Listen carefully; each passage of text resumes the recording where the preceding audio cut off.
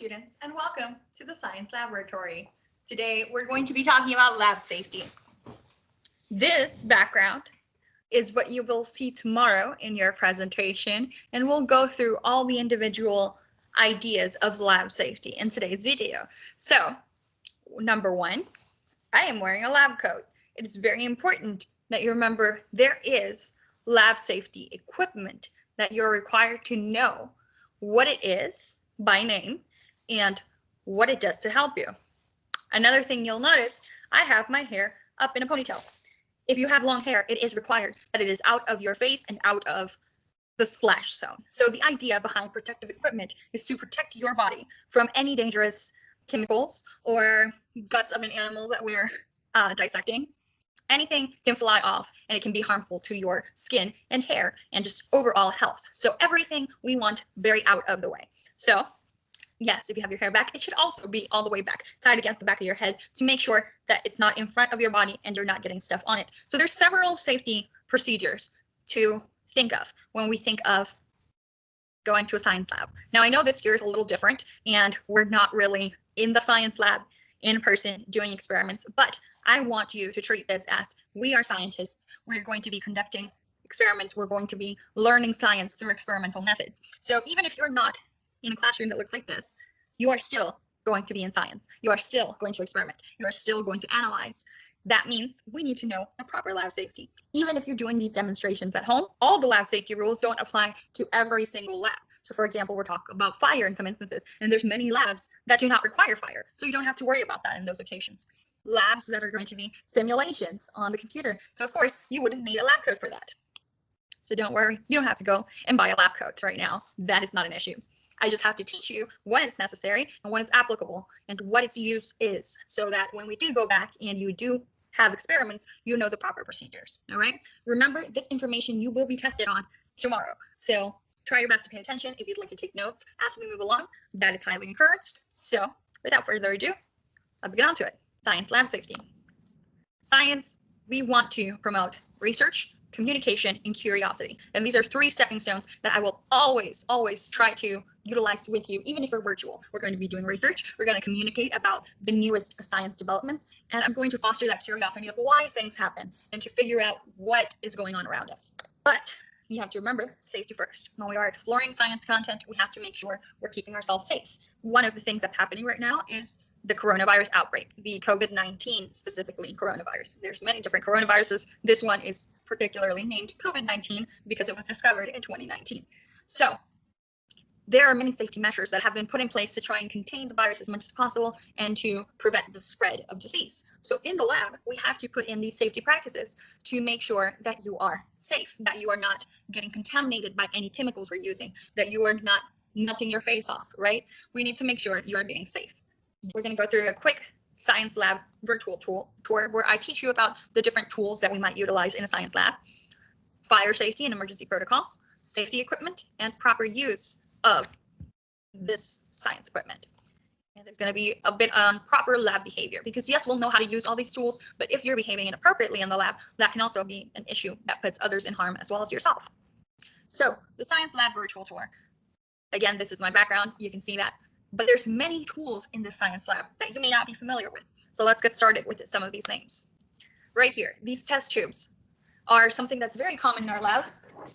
I have some here at home.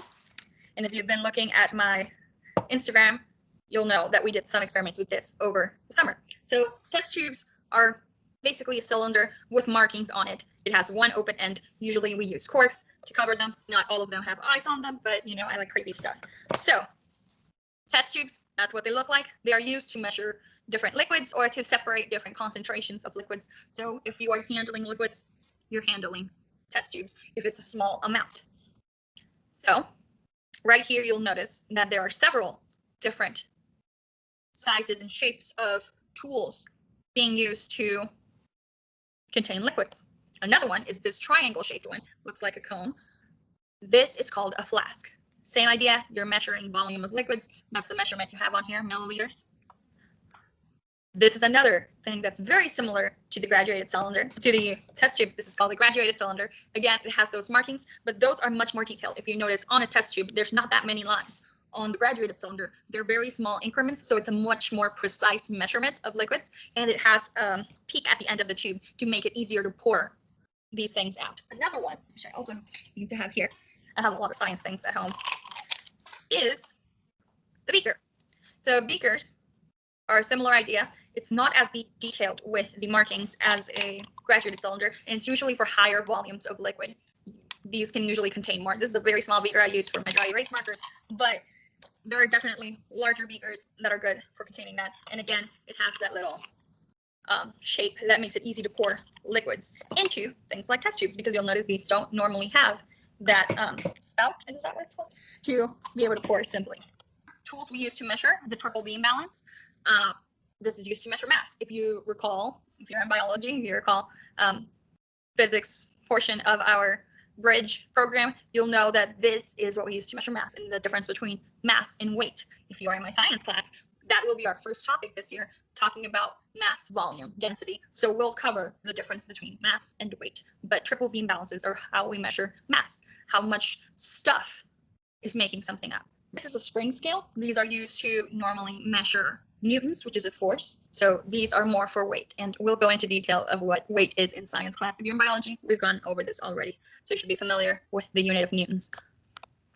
A microscope, science kids, I'm sorry, we won't be using microscopes this year, unless I get lucky towards the end of the year and we might be able to use it a couple times. But microscopes are used to analyze samples of different things and to look at them at the microscopic level. So we go into more detail of their structure when we start getting into more of those molecular levels of the cells, or of different plastics and things. We want to look at how they're arranged at a much more smaller scale. Meter stick. So we normally use meter sticks to measure distance. I know we live in the United States right now, and I, as a foreigner into the US, still do not know how to handle feet and inches and yards and miles. I still don't know what those mean because when I came back, I was doing university and it was a science field. And in science, we use the metric system. So still, I don't know about miles. I don't know about feet. Talk to me in centimeters.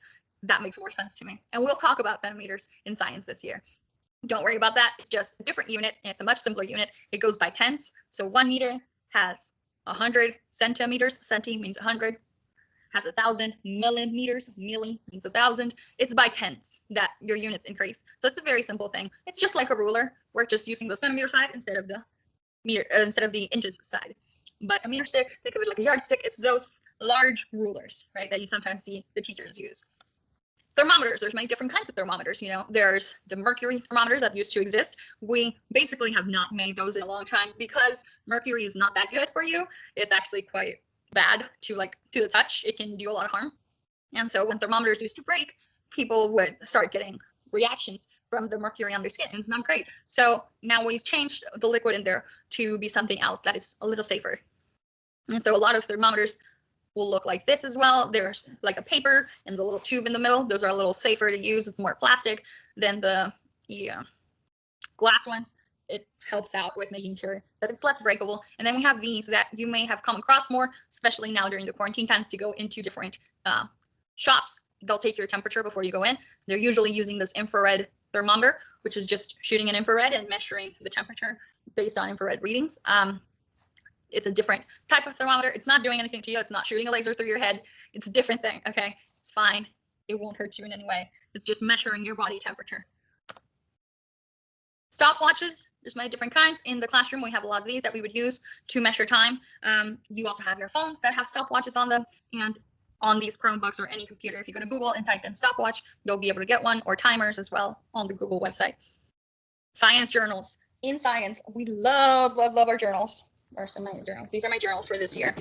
For my class, I would really like it if you guys have a composition book. We are going to be keeping track of our experiments, of our things. We got one for biology, one for science. You only need one because you're only taking my class once. But I myself have a lot of my science journals from college. They're much thicker than these, and there's information that looks a lot like the pictures there.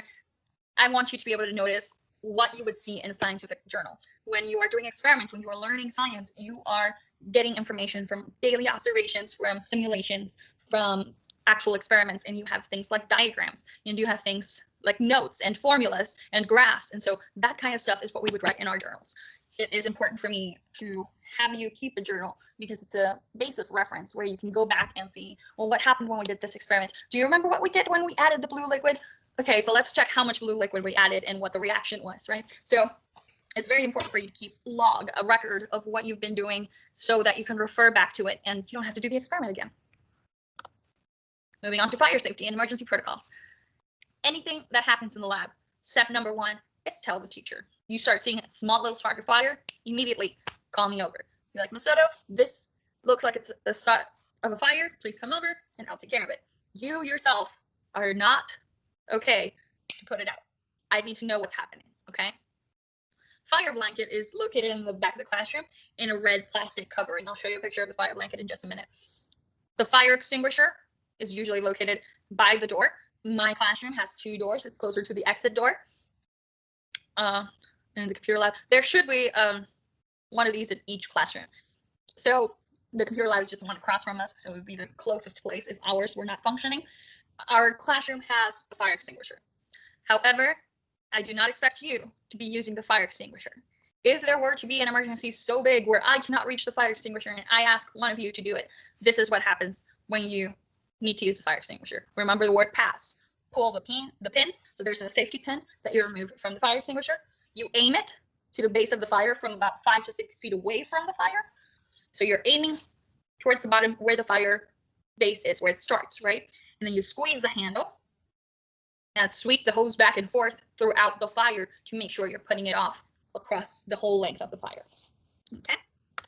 And remember, if you yourself are caught on fire by any issue that you have, which should not happen in our lab, it is a possibility much more in a high school science class where sometimes you have the Bunsen burners, you're actually using a lot of fire. In our class, we normally don't use fire. So if there is a fire, you get caught on fire, stop, drop, and roll. Safety equipment. So we're moving on to our safety equipment. Safety goggles. I know I have some, but I don't know where I put them. So I'm sorry, I am not prepared to show them, but there's a picture there. There's a few different kinds of safety goggles, but the idea is they cover all your eyes, and we usually cover the top and the sides and the bottom as well. It's not just like glasses. If you wear glasses, you're supposed to be wearing your glasses under your goggles if you really can't see. And if you can kind of see without your glasses, then it would be just the goggles on your face. I always put the goggles on top of my glasses because I'm very blind. Then you got your lab coat or your lab aprons. So the aprons look like this little picture on the side, usually plastic and disposable. Depends on the experiment, or the school that you're at, whether you'd be asked to use a coat or an apron. You got gloves. Usually they're the kinds of gloves that you would notice like doctors use or something like that. It's not like cooking gloves, right? Or like washing this restroom gloves. Like it's the disposable kind. Long pants. You're always supposed to be wearing something covering all your body. If you are using a lab coat, the main reason for the lab coat is to protect your clothes underneath and to protect your whole arm. So if you can see the picture where he's in, it's protecting his whole arm up to the wrist, and so the gloves are to protect the rest of that part. The long pants and the closed-toed shoes. You are not able to wear sandals in the lab. Anything can splash onto your feet, and it can be dangerous, especially if we're using acids and things like that in the chemistry lab. That could be dangerous. So closed-toed shoes are a must. Then over here we have the fire blanket. That's what it looks like. The fire extinguisher, I believe you should know what it looks like. If you don't remember, is this picture at the top over here, putting out the fire. That's what the fire extinguisher looks like. I know it's clip art, but it's very accurate. The fire blanket is literally just a piece of cloth, but it's made out of a material that will help put out the fire. It's fire retardant. That means it stops the fire. And it's in a pouch like that. It's exactly the same. That's what it looks like in the classroom. And when we get back into the classroom, I'll get it out and show it to you, and we'll do a quick review of lab safety to make sure everybody's on it. Face masks. I know right now everybody knows what a face mask looks like, and you've probably been using them if you've gone outside. Face masks are also used in the lab when dissecting or when you're dealing with very powerful chemicals sometimes to make sure that you're not inhaling fumes or anything of that nature. You would normally have hoods in the classroom where you would do those kinds of experiments. In the middle school classroom, we do not have hoods, so we don't use those heavy chemicals. However, if you were to dissect something, we don't want anything splashing into your mouth. That could be a source of contamination. So we try to avoid any direct contact onto our skin or our body from any liquids or solids or anything in our classroom. All right. Then we have the decontamination shower over here and eye wash station. So if there were to be such a case where your body comes in contact with a chemical and you are exposed to some sort of contamination in that way, you would then have to either, if it's in your eyes, do an eye wash, or if it's in your body, do a decontamination shower. I believe not all of the science classrooms have them, but a couple may. So you may have seen it in one of your 6th grade or 7th grade classes, or you might see it in one of the classes this year. But I believe there's not one in my room. There is an eye wash station, and tomorrow during class, you will watch a video on how to use those properly if the need arises. However, this should not be a place that you are doing just for fun of it. Trust me, it's not a fun time. The eye wash station is a very painful thing. It's not a good feeling in your eyes, okay? Imagine somebody shooting water very, very fast, very powerfully, directly into your eyes. That is what's happening. It can be harmful if you do that too often. You are not supposed to be doing that. So this is only if you're trying to wash away a dangerous chemical as fast as possible. That is what that is used for. Proper use of lab safety equipment. One, our science lab should always be clean and organized. There should not be stuff on the floor. If you fall on something, that could be dangerous. If you're moving with chemicals and somebody left their backpack on the floor, that's bad. We don't leave backpacks on the floor or in the backs of the chairs. It's just a recipe for disaster. They're underneath the table where they're not in the way of anybody else. Notify the teacher immediately of any accidents or unsafe conditions in the science classroom. So if you break something, that's an immediate let me know, because the proper way of disposing of glass or plastic or chemicals is different for each one. And I'm not going to make you memorize all the labels of chemicals and things. Trust me, there's a lot you can research. You can watch a few videos of all the actual rules of how to dispose of every different material. But it's just simpler if you let me know, and I'll help you take care of it. Don't try to clean up messes by yourself, because you never know if you're doing it the proper way, and then somebody else could be harmed by that, or you yourself could be harmed by that. Do not touch any lab equipment until instructed to do so. So if you walk into my class and you see lab equipment on the tables, if you see Oreos, if you see vinegar, if you see test tubes, if you see a microscope, don't go in and touch it. That is the first thing. You do not touch any lab equipment. Yes, there could be food as lab equipment. Do not touch it until instructed to do so. All right? Follow all instructions carefully. The way I tell you to do things is always the safest way. If you think there's an easier way or a faster way to do things, it may not be the safe way to do it or the proper way to do it. So you have to be very careful with that, especially when we're talking about mixing chemicals. Be very, very careful and follow all instructions. Like I said, we wouldn't be using chemicals that are so explosive or so reactive that could cause an explosion. I won't do that to you. But anyways, just be careful with your instructions. And when you move on to high school chemistry, you'll notice that there's much more dangerous chemicals there. Not like dangerous where it will do something bad to you, but if you follow the instructions, it will actually do the chemical reactions you need it to do, but it won't harm you. So be careful, you're always following the instructions. You're dissecting, or even if you're just cutting a piece of paper, you're always cutting away from you, not towards you. That can cause issues. Never look into a container. If you're heating it, it can bubble up and splash onto you. It can turn over and bathe you in that liquid. You are never supposed to be at eye level with anything you're heating up. Heated metal and glass looks really cool. There's going to be a lot of videos that you see online of what can happen, but you have to handle them with care, using tongues, for example, which are kind of like scissors, but they hold stuff. Instead of having blades at the end, they have corners that are tied up in a way where it works like a hand. It works like a claw. Like, I'm pretty sure you guys are familiar with those, like for grabbing things that are far away. That's kind of what it looks like. Or there's heat-resistant gloves or heat-resistant mitts that we may be familiar with. I have a few heat-resistant gloves in the classroom from when I'm heating up stuff for demonstrations. Transfer any chemicals very carefully and commit when you're pouring. Don't go too slow, because that can cause the reaction to be different. If you're going to pour something and it says to pour it all at once, pour it all at once. Sometimes if your hands are trembling too much because you're nervous, that can be dangerous because it might leak outside of the graduated cylinder or the beaker you're trying to move it to. So if you're going to commit, pour it, and you're done with it. Okay? If it does say to do it slowly, then it should probably be a pipette or something else to be able to pour slowly.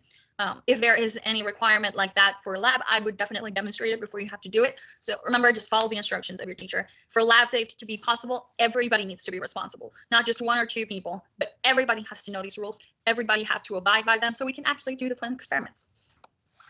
On that note, the proper lab behavior, you have to be responsible at all times. There's no horseplaying, practical jokes, pranks.